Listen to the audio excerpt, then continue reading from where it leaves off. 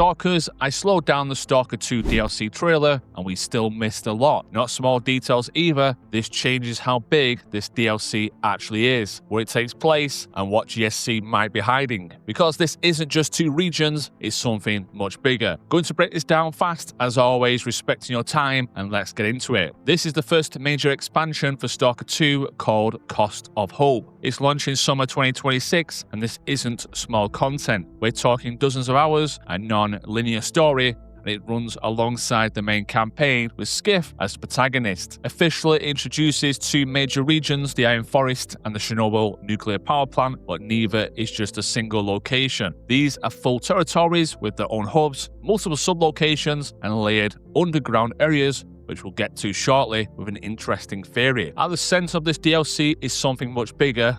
That's the end of D4. Than the new locations. It's a breakdown of the D4 treaty. This was the agreement holding the zone together, a fragile peace between duty and freedom. 2 factions that have never truly seen eye to eye. Duty sees the zone as a threat that needs to be contained or destroyed, while freedom see it as something to be explored, understood, even embraced. That tension has always been there, but now it looks like it's finally collapsing. And the important part is, you're not just watching that happen, you're part of it. The DLC is built around choice, meaning you're likely picking sides in a conflict where this isn't a clear right answer. And that's where this gets interesting, because if this isn't just scripted moments, but actually affects the wider zone, we could be looking at something closer to real faction pressure again. But at the same time, GSC's current design lean more towards controlled and fully simulated. So the big question is whether this stays narrative driven or actually pushes back towards a more dynamic living conflict across the map. We're already seeing familiar names tied to the factions, with Zulu and strong hints about figures like General Tachenko, Voronin,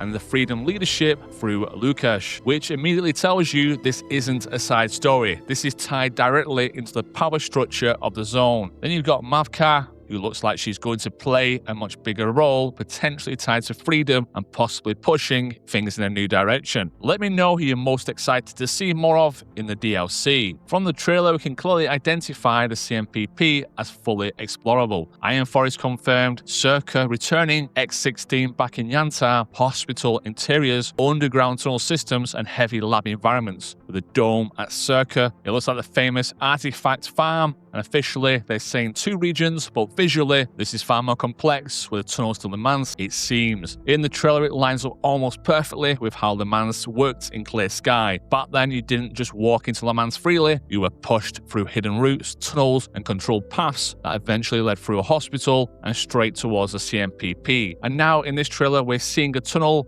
a hospital, and the CNPP again, which suggests GSC might be recreating that exact progression, but on a much larger scale. Well, here's the key part. They've only officially confirmed 2 regions, Iron Forest and CNPP. So if Limansk is here, it might not be fully open region at all. It could be a linear transition zone or a story-driven path between locations, which actually fits how it was handled before. And then you layer in the SI side of things, because that hospital scene isn't just for atmosphere. People are already linking it to the SciTech, the same systems tied to SIRCAA and X-16, which connects directly to the embryo tank we saw earlier, and potentially even the Kadaver, which we'll get into. But Limansk is not listed in the DLC description. That leaves 2 real possibilities. Either they're hiding it as a major surprise, or it's not part of the DLC at all. The strongest theory right now is that Limansk is actually part of a 2.0 free update, not the paid expansion, because if it were core DLC content, they'd be marketing it. The real focus here is the labs and the Psi activity, and they leave this until the end. You've got SIRCAA being referenced again, destroyed, X-16 clearly returning, interior shots that line up with the CNPP facilities, and then those Psi visuals, including what looks like an embryo suspended in a tank. Every one of those points ties back to the same thing, the zone's core experiments, as discussed in the cut content and game files. The kind of stuff that created the anomalies, the emissions, and everything that makes the zone what it is. Something new is being developed, or something old is being reactivated. Now, did you see this? Hailing us, sir.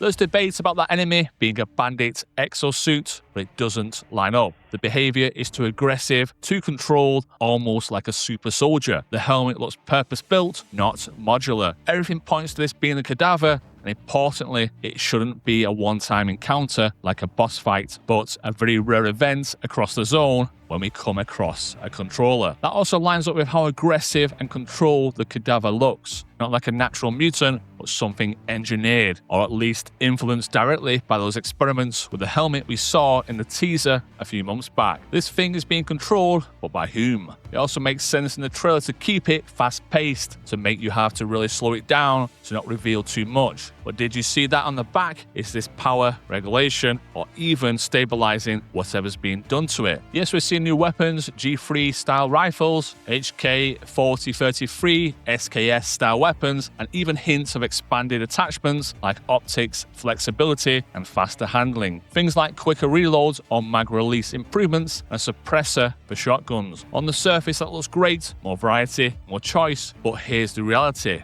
More weapons don't automatically mean more depth. If they don't actually change how you approach fights, how you position, how you manage ammo, how you deal with different threats, they're just visual swaps with different stats. Now this is the biggest risk. The engine update and 2.0 is still not locked in. The smart move will be to release 2.0, fix major issues in a follow-up patch, release the engine update, and finally then launch the DLC clean. Because no one wants a repeat of a buggy launch, and based on tested discussions, there's a real chance this DLC won't be widely tested externally due to leak risks, which makes stability even more important, but I could be wrong. I'm willing to sign an NDA to get my hands on the DLC early and test the engine update. Once I know more, I'll share more breakdowns. Consider subscribing and check this out on me breaking down cut content in Stalker 2, which could return.